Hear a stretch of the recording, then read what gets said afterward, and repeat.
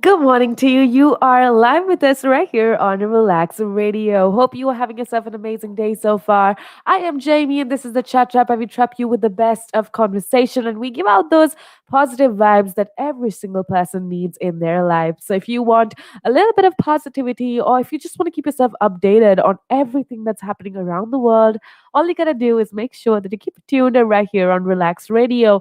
Now, if you're listening in on Facebook or YouTube, make sure that you do get our app so that you can listen to us so much more easily. So go get the app. It is available free of charge on iOS and Android, and you can download it right now.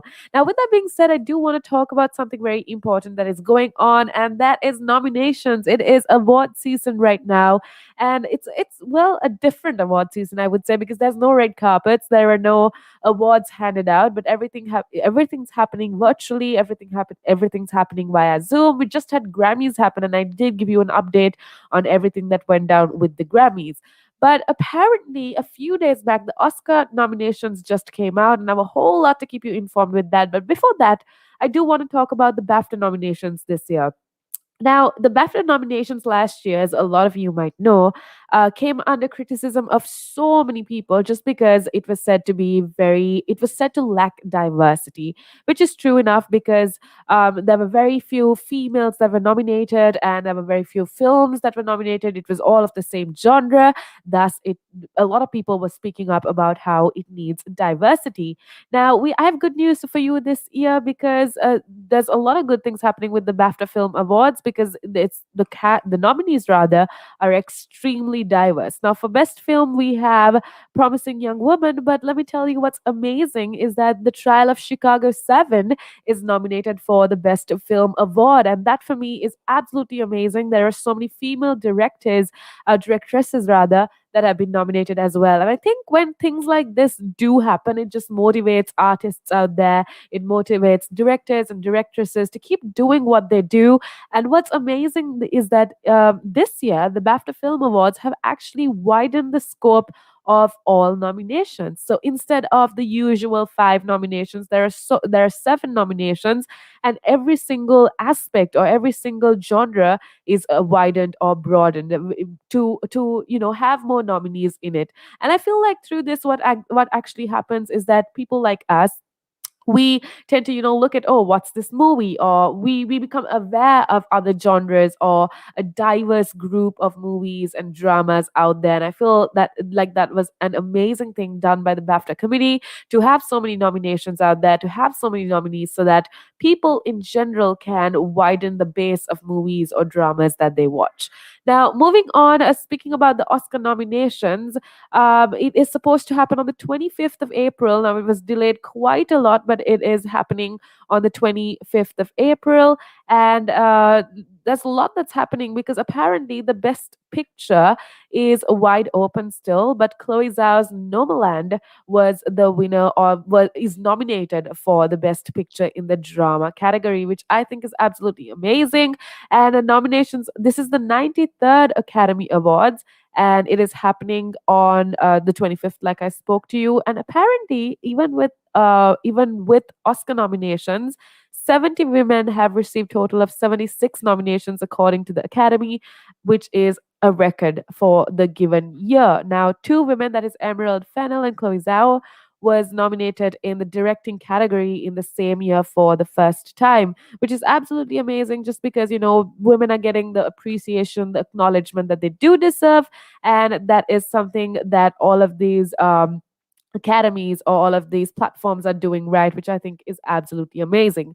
Now, keeping aside all of that, I do want to remind you of something, okay? I want to remind you that if you do have a movie that you absolutely, or a genre of movie that you absolutely love, or a genre of music that you absolutely love, we as humans, we kind of tend to stick to that genre or stick to that a path of movies or music or whatever.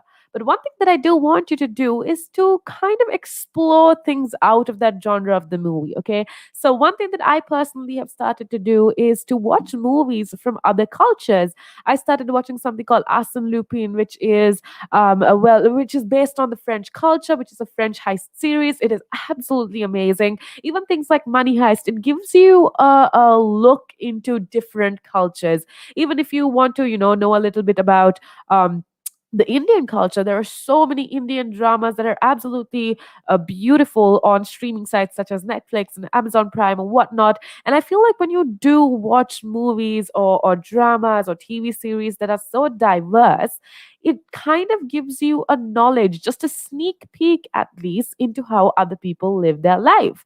Now, one thing that I've personally learned is that through things like this, or movies like this, you start to be accepting of a wider range of people. You start to have be able to have better conversation with people just because of you understand their cultures, or you have a at least just a little bit of an idea of how these people live. So when you do interact with people, it makes it so much easier for you to acknowledge their cultures or acknowledge different types of people, to say the least. So that is why I want you to diversify just a little bit. If you do have a genre of movie that you normally stick to, make sure that you digress a little. Check out something that you thought you wouldn't like. And if you have watch movies about different cultures, read about different cultures from different countries. That is just going to help you be more accepting of different types of people.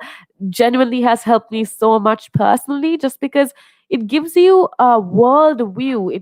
We are living in a global village because of globalization. I feel like the entire world is one village, and it kind of becomes problematic when people living in one village, which is the global village, we can't relate to each other. But what happens is, when you do read about other cultures, when you investigate what how they live their lives or whatnot, you start to be a part of this global community or be a part of this global village, making you a wealthy citizen that everybody would want to conversate with. So that is something that I do want you to do. Make sure that you do diversify what you watch or what you listen to, just so that you have a better worldview of everything that is going on. Now, with that being said, I am Jamie. This is the Chat Trap.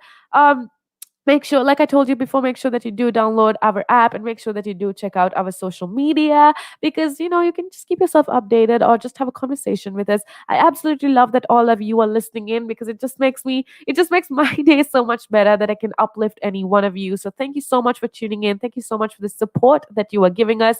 And the only reason I do my job is because of your cooperation, and because you are always there for us. Now, if you do want to support us a little bit more, all you got to do is download our app, and all you got to do is go check out our social media. Hit that follow button on Instagram, Twitter, Facebook, and YouTube, so that you can be with us wherever that you go. With that being said, let's get back into some music, but don't go anywhere, because we have a lot of interesting conversation coming right up.